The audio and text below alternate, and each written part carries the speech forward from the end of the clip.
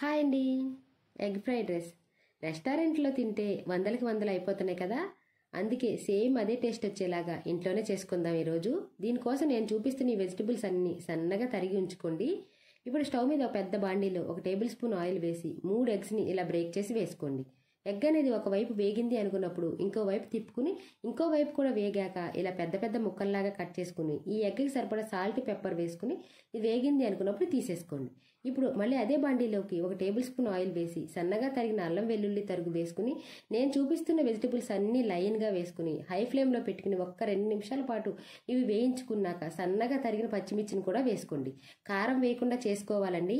అలాగే ఈ వెజిటబుల్స్లోకి సరిపడా సాల్ట్ని వేసుకుని మనం వేయించి ఉంచుకున్న ఎగ్ని కూడా వేసుకుని పొడి పొడిగా ఉడికించి ఉంచుకున్న రైస్ని 3 కప్పుల వరకు వేసుకుని ఉల్లికాడలు, కొత్తిమీర, ధనియా powder, chicken masala, soya sauce, రుచికి సరిపడా సాల్ట్ వేసుకుని హై ఫ్లేమ్లో 5 నిమిషాలు టాస్ చేస్తే రెడీ అయిపోయింది.